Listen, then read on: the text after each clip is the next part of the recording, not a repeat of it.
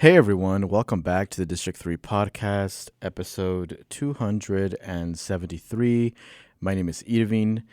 Today I'm actually doing this episode by myself here, live from the Fermin Gardner Performance Center at KUAF. We always appreciate them hosting this podcast. I thought it was important just to kind of, sit down and talk a little bit about elections. If you're listening to this, you're probably listening to this on election day because we're putting this episode out on election day early in the morning. And usually I try to record an episode about elections because I feel not only is it good to remind people to go out to vote, but it's also important just to talk about like what we're feeling, where we're at. Just because elections can definitely bring a lot of anxiety to people, because not knowing, what the results are going to look like, whether that be on a local level or whether that being in a presidential election level.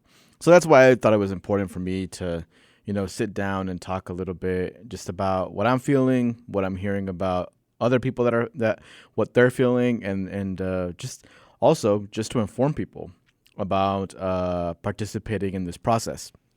So for me specifically, I've been voting since I was 18 years old.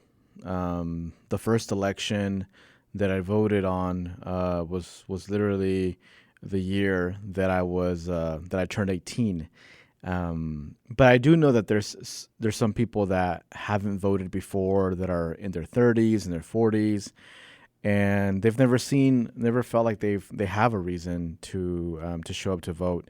And I always try to have conversations with those people, just to let them know why it's important to me, why it's important to people in the community. I haven't voted in every election since I turned 18. There's been some smaller elections that I've missed, like local ones. Usually, though, I think the majority of them I've voted on. So I guess I say this just so, if there's somebody listening to this episode and this is their first time voting and they're a little bit older, they don't feel ashamed. It's normal. There's a lot of people that haven't voted yet. For me specifically, just to kind of give some background information, I've always felt it was important because I know a good amount of people that are undocumented and know about the candidates. They know about the issues, but unfortunately they can't vote. Unfortunately, they have to tell their family members, their friends to go out to vote in a way to represent them at the voting locations, at the voting polls. So I've always taken it as a privilege to be able to vote, and that's why I always felt like obligated to show up, obligated to really look into stuff and figure out what the best choices are. And I've never looked at it in a way where it's kind of, what's best for me in making these choices. I've always thought to myself, what's best for my family, what's best for my friends, what's best for my community.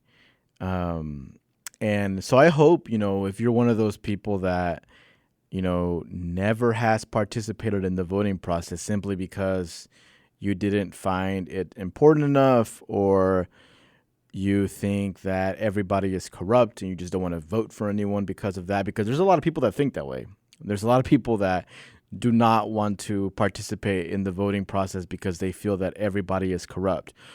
They're not.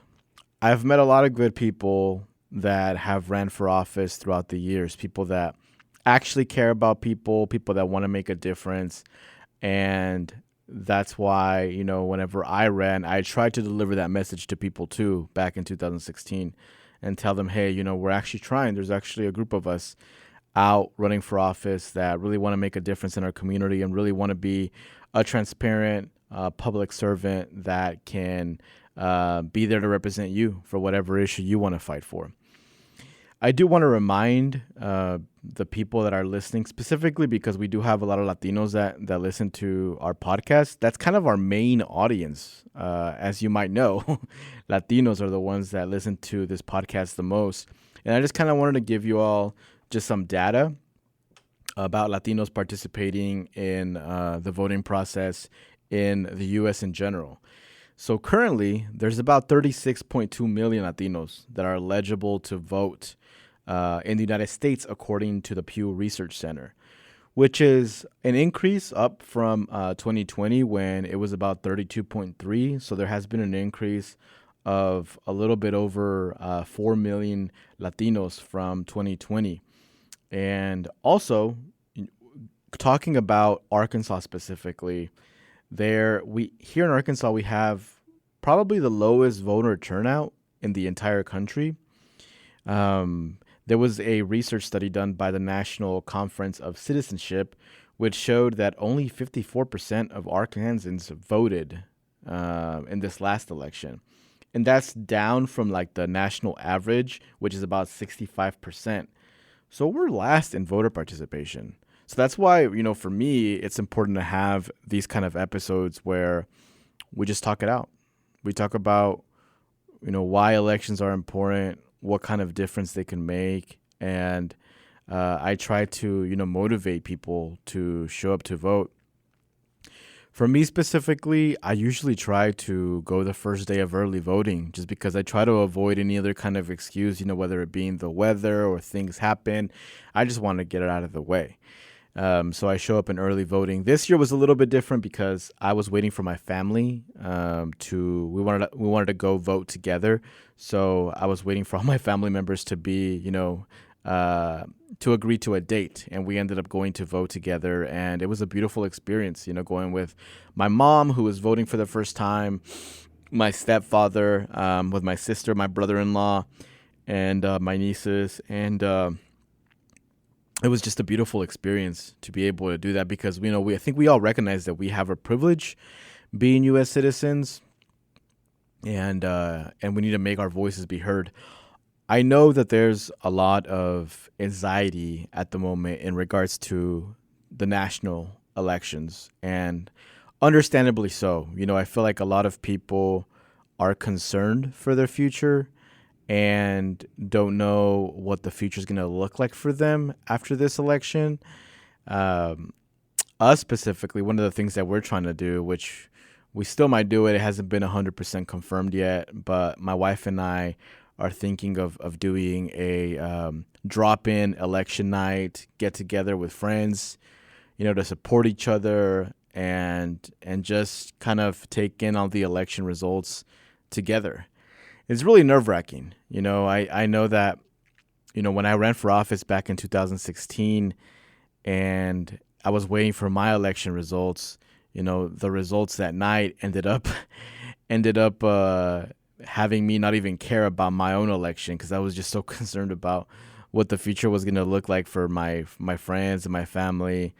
And I know a lot of people are feeling that way. I've had conversations with people this election cycle, and some people just don't want to do anything right now. Like they're kind of frozen in regards to what they would usually do on a monthly, weekly basis because they just want to go vote. They want to tell people about voting, and then they just kind of want to hide away, just waiting to see what the election results are going to be.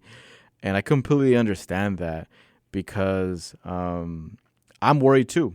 I'm concerned, not only for the issues nationally, but also, the outside issues with the whole violence against the Palestinians and all these different things that are happening internationally, and then the local level stuff too. It's the most concerning, and the national stuff as well. So, I hope that if you're listening right now and you were thinking about not voting and you're registered to vote, that you show up, that you go out to vote. There's a lot of different voting locations here. If you're listening to this, you're probably listening to this from Arkansas. We have some listeners from across the country, but the majority of our listeners are from Arkansas, and then the vast majority are in Northwest Arkansas. So there's a lot of voting locations to go vote. Please make the time to go vote. If you have any questions, reach out. I'm going to try my best to be available on Tuesday, November 5th. So that in case anybody has any questions, any kind of concerns, I've kind of already been answering. Some people have been reaching out in regards to what the voting process looks like, We've had a lot of first-time voters reach out and just they wanted to feel a little bit better of like what's it going to look like once they go into the courthouse, what that process looks like. So I was able to kind of, help them navigate that. And also, our parents, when they're going to vote for the first time, I'm guessing that would be nerve-wracking as well. Just the language barrier part and just the process part. I was very blessed because whenever I went to go vote with my family, I was able to kind of help my mom navigate that process herself. And little things that you wouldn't think of when you're someone that's already gone to vote multiple times, in regards to concerns, your parents will have those concerns. So if you can, if your parent is going to go vote today and you have the time, please go with them. I know that they, if you want to go translate for them, I believe in Arkansas you can go up to six times. You can translate for 6 people. So if you want to take your mom and your dad, and you want to translate with them, or they just want you to walk over there with them, you can do that. And I highly recommend that. I think that would help them be a little bit more at ease.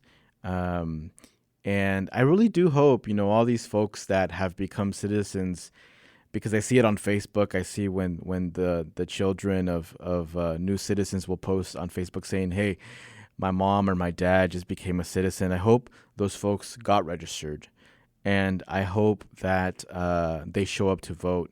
We really need to increase these numbers. Arkansas specifically is a non-voting state.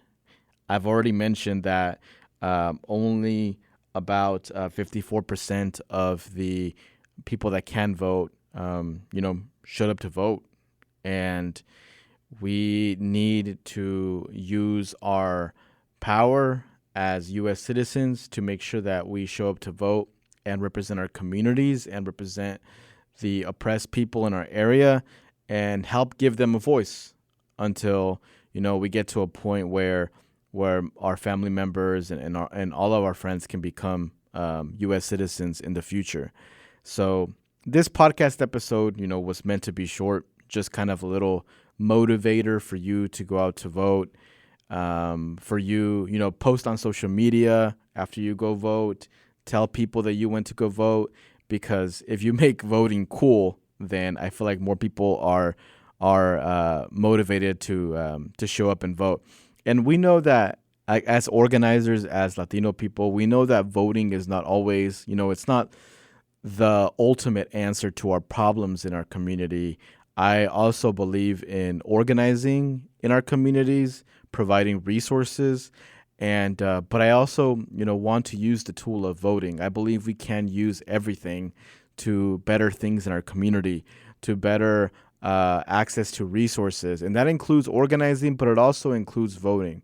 So also, don't also let anybody shame you into believing that voting is not important, because it is. And when we elect people that are good people, that will do good things, and they change things, that's kind of like the ultimate evidence of like, hey, look, it worked. And one of the examples that I'll always give, is when we helped elect Representative Megan Godfrey here in Springdale, Arkansas. And later on in her tenure, she was able to pass legislation that helped out undocumented people get access to in-state tuition, and then also, allowed undocumented people to become nurses, licensed nurses, and teachers as well. So there is evidence of when you vote, even specifically locally, right, that good change can come from that. I know that when you vote for the presidential election in Arkansas, maybe it doesn't make the biggest difference, right? Because, like I said, Arkansas is a non-voting state, and it will lean the way of the folks that actually show up to vote. But when you vote in a local election, when you vote for, these justice of the peaces, this state representative, mayors, that's where you see the ultimate difference in your community. That's where you see the effects of voting on a day-to-day basis when you walk out the door of your house. So all I ask is that you get engaged if you can, that you show up to vote, and that you tell your family members that can vote to show up as well. make a plan, show up together, show up with your family like I showed up, or go with your friends and then, make a thing out of it. Go have some margaritas afterwards or something. But I just wanted to stress out the importance of that. I also don't believe in the whole, like, if you don't vote, don't complain. No, you can complain. But what I'm saying is that you have the ability to vote. So why not take advantage of that? So hopefully you go out to vote. One of the things that we'll be doing throughout the day here at the District 3 podcast is that on Election Day, we will be sharing all the stories, all the pictures of people that have gone to vote. So tag us, tag the District 3 podcast on your stories, tag us on your pictures that you post on social media of you voting, and we're going to be sharing that because we want to normalize voting and we want to make it a cool thing. We want to make sure that not only is it a cool thing, but that we're showing up for our communities, that we're showing up for our families, and that we're showing up for ourselves. So today is Election Day, November 5th. Make sure you go out to vote. This is Irvin Camacho with the District 3 podcast, signing off.